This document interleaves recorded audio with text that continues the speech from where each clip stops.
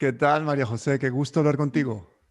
Lo mismo digo, ¿cómo estás tú? Muy bien, como no nos conocemos, dirás esto para dónde va. Yo no me asusto en lo más mínimo. Antes, muchas gracias por pensar en mí para uno de tus programas, de verdad, muchas gracias. Bueno, pues entonces empecemos. Lo primero, gracias a ti por aceptar el reto de contarle a Colombia cómo luchar contra esa lacra que es el machismo y cómo podemos aprovechar a fondo esa mitad femenina del país, que es la que puede tener las claves para conseguir la paz y la justicia social que necesitamos. Pues lo primero es que yo creo que nosotras tenemos la enorme responsabilidad como decía, enamorar a la gente de esta lucha que como mujeres nos estamos dando, que no hay igualdad posible entre clases, por ejemplo, entre razas, si no existe la igualdad de género. Si no somos capaces de romper con esa división que en género se nos ha planteado históricamente, y allí no hay culpables. Las mujeres muchas veces reproducimos esos roles, es decir, mantenemos de alguna manera vivo el sistema patriarcal y los hombres también. Lo que necesitamos es que nuestros compañeros hombres, así como nosotras hemos acompañado la lucha de nuestros padres, de nuestros hermanos, de nuestros compañeros, de nuestros amigos, necesitamos la misma solidaridad para este lado.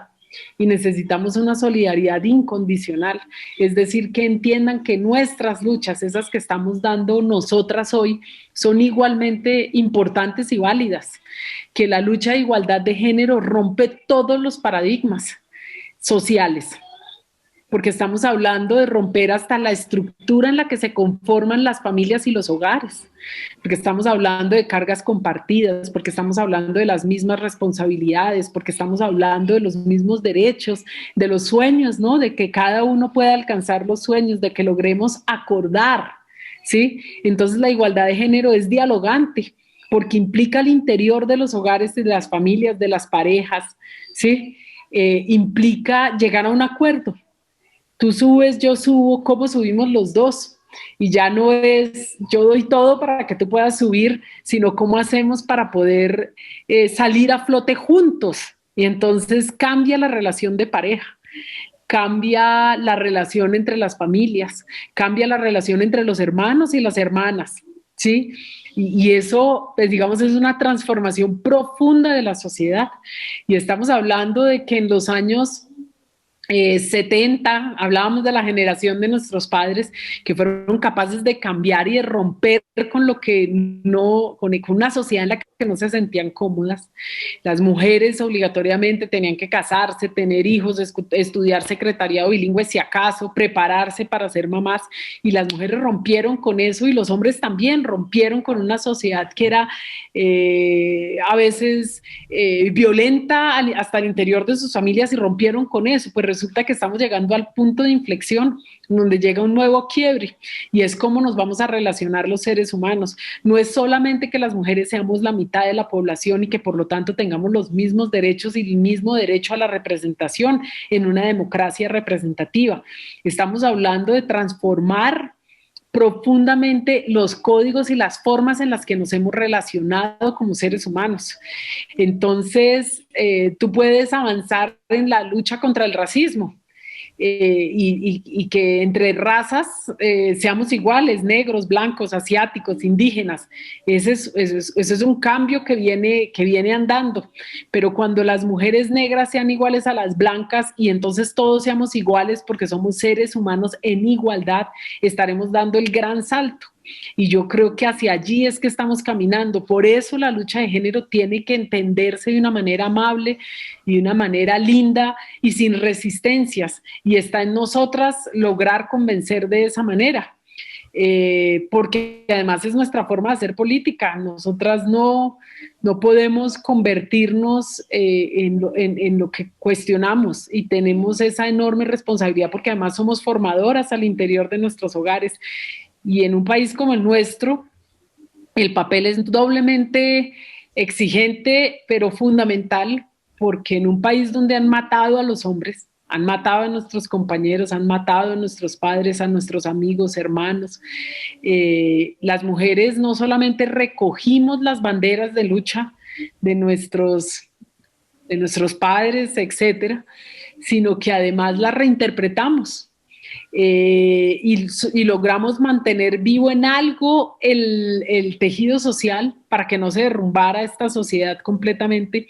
Logramos recoger esas luchas y mantenerlas vivas, y además fuimos nosotras las que formamos a la nueva generación de líderes y de lideresas sociales, y por eso hoy sufrimos más, porque son esos jóvenes que nosotras formamos, los jóvenes que están asesinando hoy, los líderes sociales que están asesinando hoy. Era el relevo que nosotras habíamos formado para la lucha.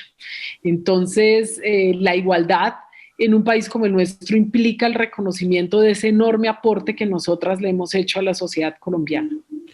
Pero María José, desde el progresismo colombiano, las mujeres están haciendo esfuerzos independientemente de los hombres para entre ustedes hablarse, comunicarse, dejar esta pugna de fuerzas de izquierda y progresistas divididas, que lo único que van a conseguir es que lleguemos nuevamente al 2022 y que gane la derecha. Pues yo sí, yo no puedo hablar por todos los líderes de la izquierda, ni por todos los líderes progresistas. Yo además creo, como Gustavo, que el mundo ya no se divide entre izquierdas y derechas, que ese es un paradigma que se rompió precisamente cuando el deterioro del planeta llega a tal punto que ya no importa si eres de derecha o de izquierda, o si tú estás defendiendo la vida en este país. Entonces yo entiendo en eso, pues digamos, es uno de los argumentos que además me convoca más de Gustavo, que es capaz de ir un poco más allá. Creo que por eso llega el momento a veces de también ser radicales, ¿sí? Porque la vida en el planeta no nos va a durar mucho tiempo. Entonces, o rompes y de verdad defiendes la posibilidad de la vida en el planeta. Hoy que los jóvenes están en medio de una pandemia como la que estamos viviendo, y los jóvenes que nos dicen, es que ¿para qué si nos quedan 50 años? Si yo no voy a llegar a los 50 años vivo. Y eso, cuando te lo dice un hijo o te lo dice un joven en la calle, es profundamente demoledor, porque nosotros sí tenemos la esperanza de llegar a viejos, ellos no. ¿Qué esfuerzos se están haciendo a nivel de pedagogía social desde la Colombia Humana para que la gente entienda esto? Pues nosotros avanzamos en una escuela de formación política muy fuerte, donde está la gente nuestra, donde están las escuelas en los territorios, y creo que tenemos ese enorme, por lo menos, responsabilidad con la gente nuestra, porque son los únicos que van a poder replicar a profundidad el mensaje. Por otro lado, toca entender que no es solamente la lucha de Gustavo, que es la lucha de millones de ciudadanos, que ese es un compromiso sobre todo de las nuevas generaciones. Nosotros podemos dejarnos la piel y nos vamos a dejar la piel, puedes estar seguro, pero necesitamos una juventud que nos acompañe en ese propósito.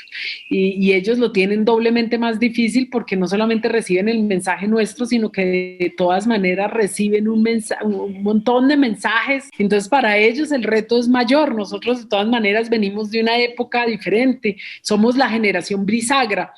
Mi generación, y tenemos esa responsabilidad enorme de poder recoger esas luchas y saberla transmitir a las nuevas generaciones.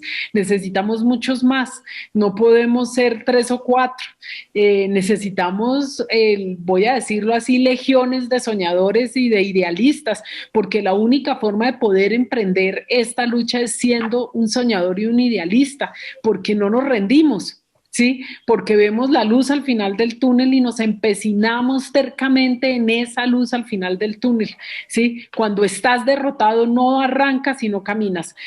Ahora hace falta mucha generosidad en los liderazgos políticos, y yo ahí tengo una profunda crítica, y la tengo desde hace tiempo, porque nos legan una forma de hacer política en la que nosotros no nos sentimos obligatoriamente cómodos, porque ellos hicieron política a su manera y responde a sus tiempos, pero nosotros tenemos el derecho de inventarnos nuestra forma de hacer política, la nuestra, y eso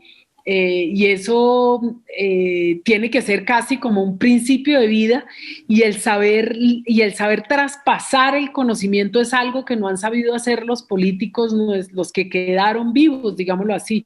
Nosotros llevamos 30 años, yo por lo menos llevo 20 años votando por los mismos. Puedo decir que el más joven del ramillete es Iván Cepeda, sí, del ramillete de políticos por los que yo he votado. Y yo creo que llega el momento de que se abra mucho más la baraja y eso requiere generosidad, implica una lógica que no sea una lógica de competencia entre nosotros, sino una lógica de trabajo en equipo, ¿sí? Que es lo que no existe en la política. Cada uno jala para su lado, quiere ganar. Y no nos imaginamos que juntos podríamos meter a 10 o 15 más, 20 más en el Congreso. Entonces deja de ser una lucha individual para volverse una lucha colectiva y cuando se vuelve una lucha colectiva, entonces tú puedes romper los techos, pero tiene que existir algo más que la máquina política aquí en el cerebro. Por eso cuando a mí me dicen en las redes es que es una joyera que llegó al Congreso, yo no me siento maltratada porque yo llego con una forma distinta de percibir la política y el día en que yo tenga que percibirla de una manera diferente dejo de hacer política sencillamente porque, porque me interesa imaginarme las cosas diferentes, soy creativa, esa es la diferencia entre un hombre formado, una persona formada en la academia y un artista, que nosotros vemos un cuadro, un lienzo en blanco en el que podemos pintar, en cambio muchas veces otros ven una cuadrícula, ¿ves? Y no te puedes salir de allí, un artista se sale de eso. Imaginarse la política desde una forma creativa, yo creo que es todo un reto. Y ahí, pues, digamos, entran las reflexiones mías y muy seguramente de muchos otros, pero nos falta coger fuerza y necesitamos que los que están delante nos ayuden a pasar también y a engrandecernos. Y eso, pues, requiere a veces de una lógica femenina, ¿no? En la forma de hacer política, porque las mujeres formamos. Sí, y necesitamos que quienes están adelante nuestro nos ayuden a formarnos también y a asumir ese relevo con entereza y a poder traspasar el conocimiento. Entonces, yo creo que es una crítica sana y casi que un grito, ¿no? A los cuatro vientos en Colombia y en el mundo tal vez, para decirles, ayúdennos a crecer y a asumir ese relevo. Eso no lo podemos hacer nosotros solos definitivamente. Yo nunca me quedo con lo que somos ni pienso que lo que somos es perfecto ni es lo mejor y busco siempre ir más allá y soy crítica al interior de la misma Colombia Humana y eso supone que, por ejemplo, habrás visto en los últimos días he sido objeto de un matoneo criminal, me llaman hasta ladrona de tierras, las mismas ¿Qué pasó? ¿Qué has hecho? No me he personas de la enterado. ¿Qué has Colombia hecho? Humana, ¿no? Pues en algún momento cuando se dio lo de Holman, yo pues soy una mujer criada entre mujeres, formada entre mujeres, y eso me hace, pues digamos, que yo no he vivido el machismo nunca, entonces y tengo además por la misma crianza de mi padre y el hecho de haber sido hija de guerrilleros y de gente que el respeto por la autoridad se da cuando la gente se gana, cuando hay admiración detrás. No es solamente que porque es el jefe, entonces yo, por ejemplo, a Gustavo lo respeto porque lo admiro, ¿sí? Pero tengo que admirarte para seguirte, ¿sí me entiendes? No es ciega la cosa, sí. No es ciega, exacto. Y yo, pues, en el caso de Holman, por ejemplo, yo tenía mis principios, ¿sí?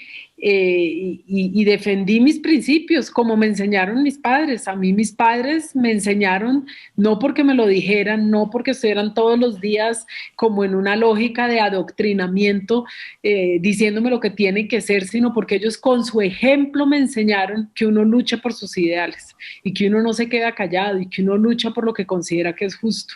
Y en ese momento sentí que, que, que, que que se podían haber sanado las cosas de otra manera y por lo tanto Holman habría podido reunir alrededor suyo, nos habría podido reunir a todas y a todos alrededor suyo con sencillos gestos, que no era solamente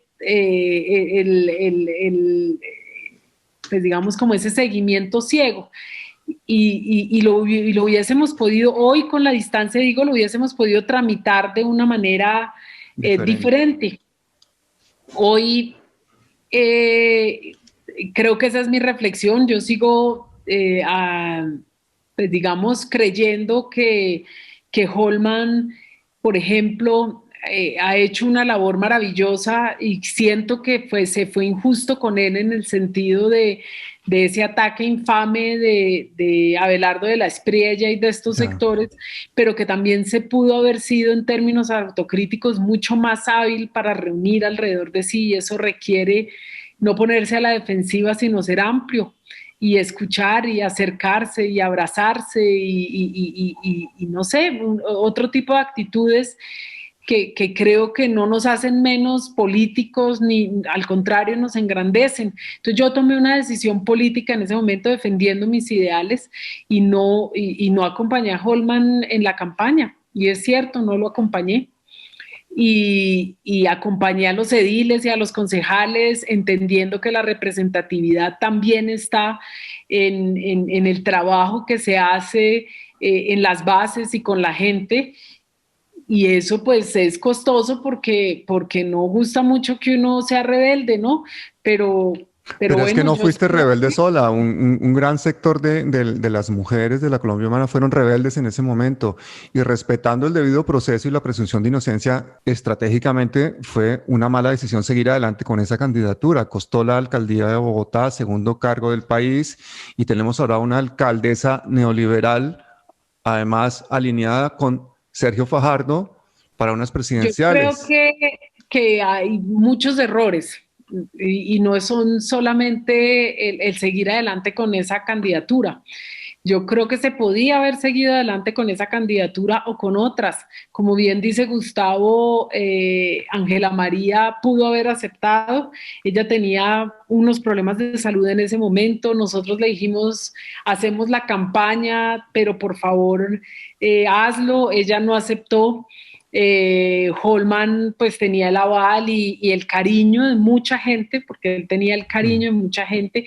Aún así, todos cometimos errores en el sentido de no haber hecho todo lo que podíamos hacer para, para, para entender qué era lo que estaba pasando y poder asumir caminos diferentes. Y cuando digo todos, hablo de nosotras, hablo de Holman, hablo de toda la Colombia humana, hablo del mismo Gustavo, que tal vez pudimos haber hecho mucho más de lo que hicimos y espero que de los errores aprendamos para que en el Congreso de la República podamos caminar en las próximas elecciones un sendero diferente. Y de eso también se trata la política. El problema es que nos acercamos como animales políticos, pero no nos acercamos como seres humanos, ¿ves? Y ahí Exactamente. es, y ahí es cuando perdemos, porque ver al ser político no es lo mismo que entender al ser humano. Y Pero eso eso es lo yo tiene creo. fácilmente resuelto la derecha, porque la derecha lo único que tiene que defender son privilegios. No está hablando de utopías, ni de proyectos, ni de construir nada. Es Por eso defender te digo, privilegios. pero Entonces se unifican rápido.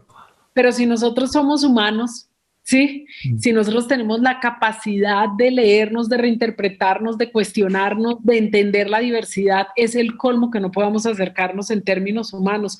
Y yo sí quisiera hoy, en este momento, poder sentarme a una charla tranquila con Holman, por ejemplo, y ver cómo desandamos el camino y cómo curamos resquemores tal vez que existan, pero también como mujer de la Colombia humana voy a exigir igualdad de derechos siempre y voy a exigir que nuestros derechos políticos, que nosotras no somos un florero, que se reconozca nuestra voz política. Cuando yo, por ejemplo, y me encanta el programa de los Gustavos, pero el resto no existimos, por ejemplo, alrededor de nuestro pensamiento y eso tenemos que reproducirlo y tenemos que cambiarlo. Es que no, si nosotros no cambiamos las cosas, nosotros, hablo de decir los progresistas, bueno, la derecha no va a cambiar las cosas, la derecha quiere el statu quo, mantenerlo. ¿Sí? Nosotros somos los que podemos agenciar los cambios, entonces nosotros tenemos que ser más exigentes con nosotros mismos, claro que sí, y con nosotras mismas, y tenemos que ser nosotras y nosotros los que, digamos, abramos el camino para que este camino pueda ser transitado por millones. Yo estoy segura de que 8 millones no van a ser suficientes para derrotar la corruptela y el clientelismo en los votos. Si nosotros queremos ganar, si la Colombia humana quiere ganar, tiene que ser de verdad miles, millones de votos más. Estamos hablando de 4 de 5 millones de votos más, que sea imposible negar la victoria. Y eso va a requerir un esfuerzo inmenso. Y digamos, nosotros partimos en desigualdad de condiciones, vamos a decirlo así. Nosotros no tenemos recursos ilimitados. Nosotros tenemos que echar mano de la generosidad, del cariño, del compromiso de la gente, porque del bolsillo no podemos echar mano, porque además todos estamos en y la gente nuestra está en unas condiciones económicas difíciles y por lo tanto es su fuerza y su capacidad y su compromiso lo que realmente nos permite amplificar los mensajes que queremos lanzar. Entonces, yo pues que creo que se nos viene en el 2022 una campaña atípica en medio de una situación de pandemia que seguramente vamos a estar viviendo porque la vacuna no va a llegar para ese momento y por lo tanto trasegar y transitar las calles va a ser más difícil para quienes tenemos esa forma de hacer política. No tenemos los recursos de una campaña y así los tuviéramos, me parece vergonzante que uno tenga que invertir 1.000 millones en una campaña a la Cámara de Representantes. Absurdo. Me parece... Sí, el principio de la corrupción es precisamente que esas campañas tengan esas financiaciones multimillonarias, vengan de donde vengan, porque todo ese dinero hay que devolverlo. Por eso yo hablaba muy al principio de que no puede ser la política del yo. La política del yo debe ser superada en mi criterio. Necesitamos la política del nosotros y la política del nosotros nos trasciende y la política del nosotros convoca a otros y se construye con otros. No es alrededor mío y que tenemos muchísimo por hacer, que no todo está por fuera. También hay cosas que transformar por dentro. Y en esa transformación, mujeres empoderadas como tú van a ser la clave para tener una Colombia en paz. María José Pizarro, gracias de verdad nuevamente por todo lo que haces y hasta siempre.